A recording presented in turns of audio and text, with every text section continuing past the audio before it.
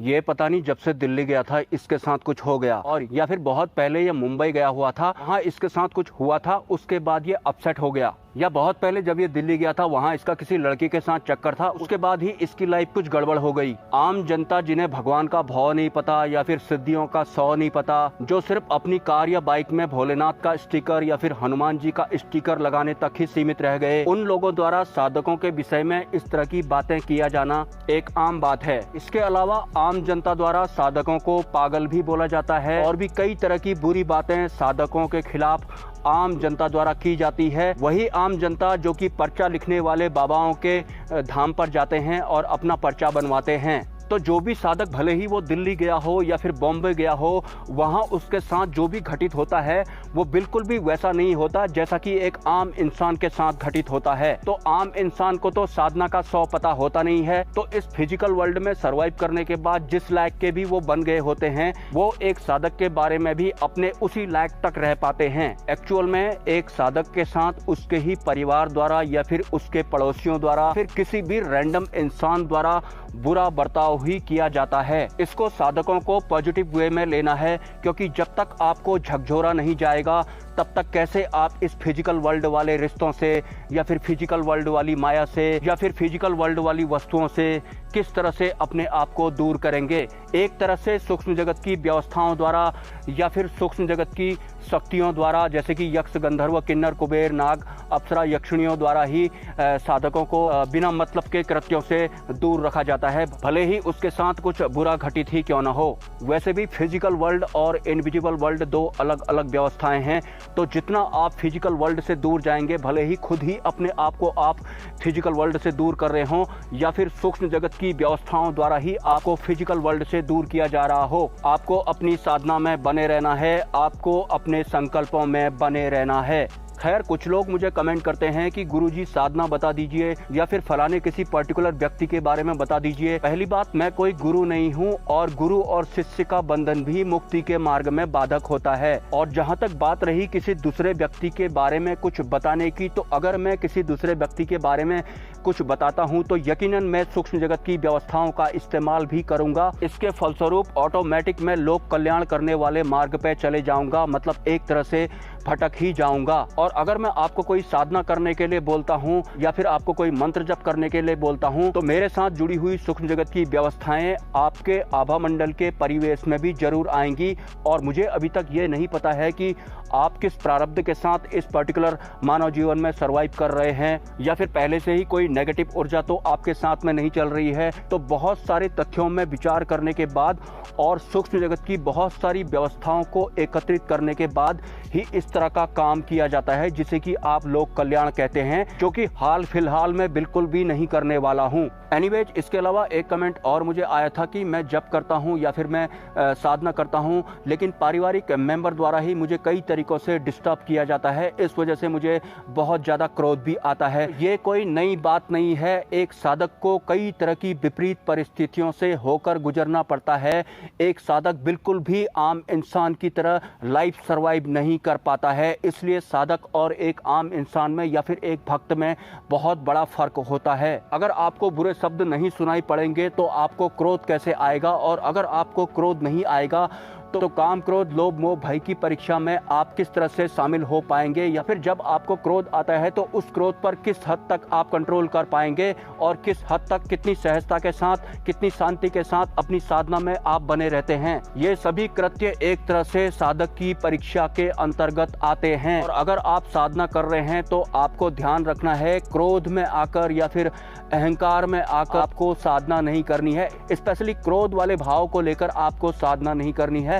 पहले आपको अपने आप को शांत करना है, और जब आप सहज हो जाते हैं उसके बाद ही आपको अपनी साधना या फिर मंत्र जप कंटिन्यू करना है। क्योंकि आपको पता है कि सूक्ष्म जगत की व्यवस्थाएं या फिर रिद्धियां सिद्धियां लिमिटलेस चेतनाओं से भरी होती हैं, वो आपके मन के अकॉर्डिंग ही सिद्ध भी होती हैं। तो जो आपके मन में चल रहा होगा उसी हिसाब से आपको आपकी साधना में प्रत्यक्ष रूप में रिजल्ट के तौर पर दिखाई पड़ेगा। और अगर आप क्रोधवश होकर मंत्र जप कर रहे हैं या फिर साधना कर रहे हैं तो उस वक्त जो क्रोध आपको आया था और उस बीच में आपने मंत्र जप भी किया, तो जिस भी सिद्धि के लिए आप मंत्र जप कर रहे हैं वो भी एक तरह से मलिन हो जाती है। फिर आप कहेंगे कि शुरुआत में मुझे एक सिद्धि बहुत अच्छे रूप में दिखाई पड़ रही थी, उसके बाद अचानक से उसका चेहरा भयानक हो गया था या फिर क्रोध वाला बन गया था। साधना के दौरान भले ही फिजिकल रूप में या फिर सूक्ष्म रूप में आपका सर ही क्यों ना फोड़ दिया जाए, लेकिन आपको क्रोध में आकर किसी भी कीमत पर साधना नहीं करनी है। आपको सहजता से शांति के साथ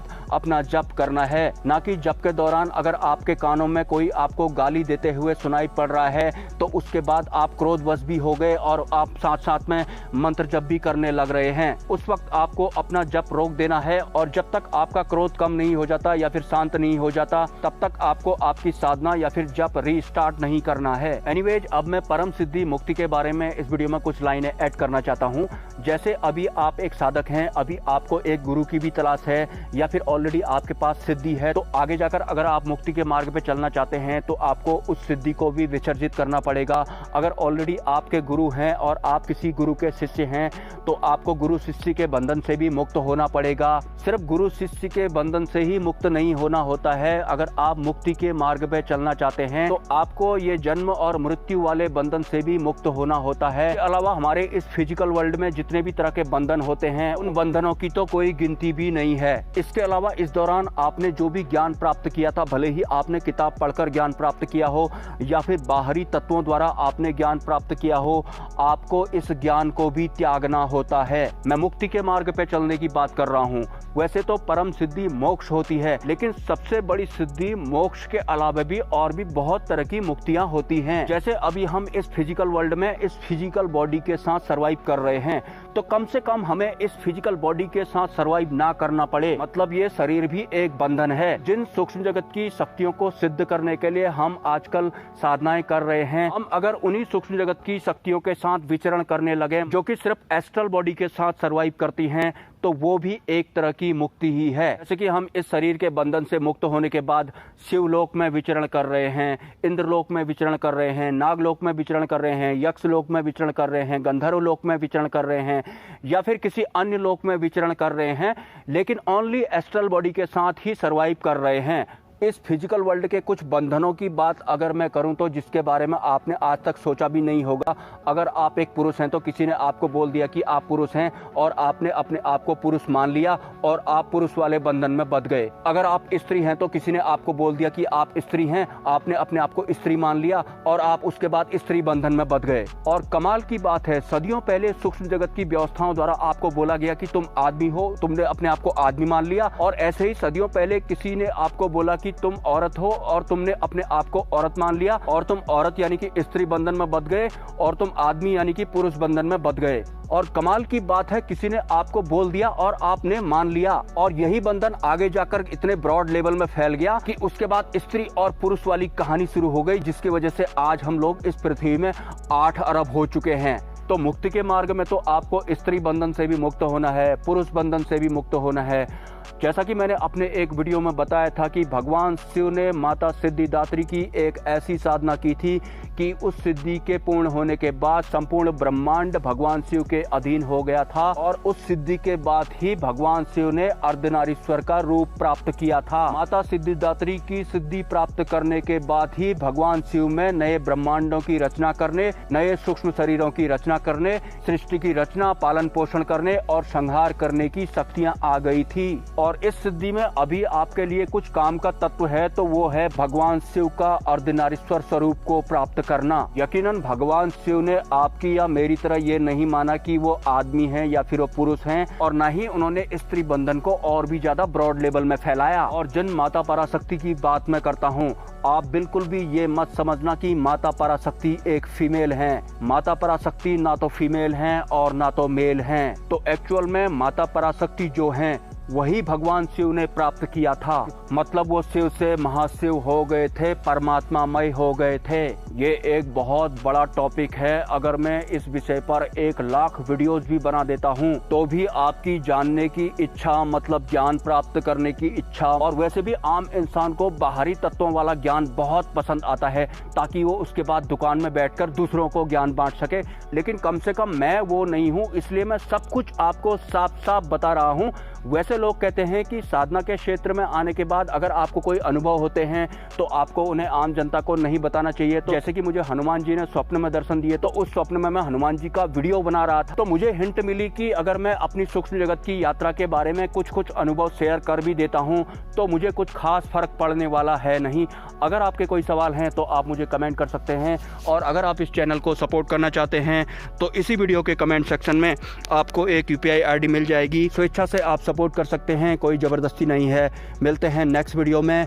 ब्रह्मा, विष्णु, महेश, जय मां पराशक्ति।